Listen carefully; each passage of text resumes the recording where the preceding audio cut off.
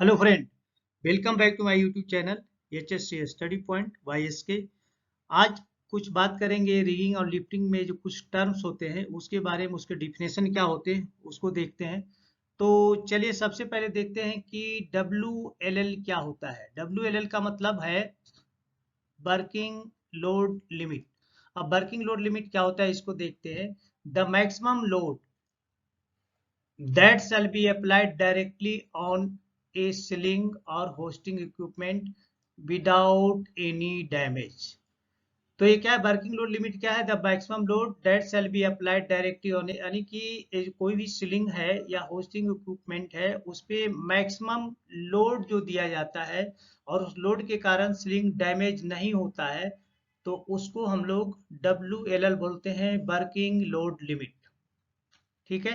Next देखेंगे अभी design factor क्या होता है इसके बारे में जानेंगे। तो डिजाइन फैक्टर क्या होता है, रेशियो होता है ब्रेकिंग स्ट्रेंथ और वर्किंग लोड लिमिट का रेशियो है, उसको डिजाइन फैक्टर बोलते हैं। अब हम यहाँ पे एग्जांपल देख लेते हैं कि इफ ए चेन स्लिंग है, जो ब्रेकिंग स्ट्रेंथ दिया हुआ है यहाँ पे 28,400 kg and working load limit दिया हुआ है 7,100। तो देन डिजाइन फैक्टर क्या होगा, डिजाइन फैक्टर मतलब क्या हुआ, ब्रेकिंग स्ट्रेंथ का रेशियो है वर्किंग लोड लिमिट का, mean divided by working load limit. ये कर दिए। अब यहाँ पे हम इसका वैल्यू रखेंगे 28400 एंड डिवाइडेड बाई 7100। तो कितना हो, ये कट जाएगा 4, तो 4:1 इसका रेशियो हो गया, यानी कि डिजाइन जो फैक्टर है इसका क्या है, 4:1 है। इसी तरह आप अलग अलग है जो फैक्टर इस फॉर्मूला के माध्यम से आप निकाल सकते हैं। आप देखेंगे कि एलोंगेशन क्या होता है। एलोंगेशन का मतलब क्या होता है, the ability of load bearing material to permanently increase in length first time।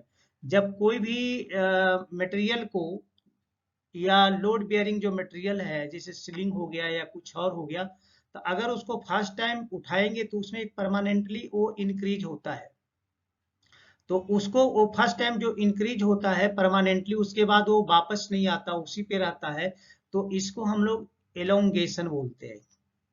ठीक है। इसको हम इस तरह से भी बोलते हैं, we can explain as a percentage of increase over its original length. मतलब इसका ओरिजिनल जो लेंथ है उसमें कितना परसेंट है जो इंक्रीज हुआ, तो उसी को एलोंगेशन बोलते हैं। ठीक है। नेक्स्ट देखते हैं कि रिच क्या होता है। What is the reach.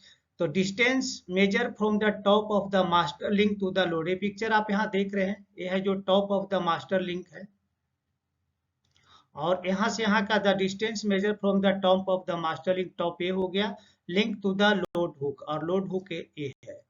तो इसके बीच के डिस्टेंस को रिच बोलते हैं, mean the distance measure from the top of the master link to the load hook. तो इसके बीच के डिस्टेंस को क्या बोलते हैं, ए रिच हुआ। चलिए नेक्स्ट कुछ डिफिनेशन और देख लेते हैं। अब देखेंगे डिजिग्नेटेड पर्सन एज पर ओसा किसको बोलते हैं, डिजिग्नेशन पर्सन किसको बोलेंगे एज पर ओसा के अनुसार। तो इसमें है person means, designated person means selected और असाइन और अपॉइंटेड बाय एम्प्लॉयर। उसको एम्प्लॉयर के द्वारा ऐसे असाइन किया गया है, सेलेक्ट किया गया है, अपॉइंट किया गया है, और द एम्प्लॉयर्स रिप्रेजेंटेटिव, और यहाँ पे वो एम्प्लॉयर का रिप्रेजेंटेटिव है, as being qualified to perform specific duty, जो कि स्पेसिफिक ड्यूटी को परफॉर्म करने के लिए क्वालिफाइड है, तो उसको हम लोग क्या बोलते हैं, डिजिग्नेटेड पर्सन। ठीक है। नेक्स्ट देखते हैं कॉम्पिटेंट पर्सन किसको बोलते हैं। ये भी उषा 29 CFR 1926/22 F में स्टेट करता है, ये क्या कहता है, competent person means one who is capable of identify existing and predictable hazard. मतलब वो क्या है कि आइडेंटिफाई जो है उसको, वो कैपेबल है जो एग्जिस्टिंग हजार्ड है या प्रिडिक्टेबल हजार्ड जो है, मतलब जिसकी संभावना है उस हजार्ड को करने के लिए वो आइडेंटिफाई उसको किया गया है इन द वर्किंग सराउंडिंग, यानी वर्किंग एरिया में वो है जो हजार्ड को आइडेंटिफाई करने के लिए या प्रिडिक्टेबल हजार्ड को आइडेंटिफाई करने के लिए वो कर सकता है, वो कैपेबल है, उसको कर सकता है। ठीक है। भीचार एंड अनसैनिटरी, जो कि अनसैनिटरी है, हजार्डस है, डेंजरस है, टू किसके लिए, एम्प्लॉय के लिए, मतलब जो कि एम्प्लॉय के लिए अनसैनिटरी है, हजार्डस है और डेंजरस है। And who has authorization to take promote corrective measures to eliminate them, और उसके पास ऑथोराइजेशन है कि जो भी वहां पे प्रॉब्लम है उसको खत्म करने के लिए उसको अथॉरिटी है, उसको करेक्टिव एक्शन ले सकता है। तो ऐसे आदमी को कॉम्पिटेंट पर्सन बोलते हैं। अब नेक्स्ट क्वेश्चन है कि क्वालिफाइड पर्सन किसको बोलते हैं। तो qualified person AB 29 CFR 1926.32 state ये क्या कहता है, क्वालिफाइड मीन्स वन हु और बाई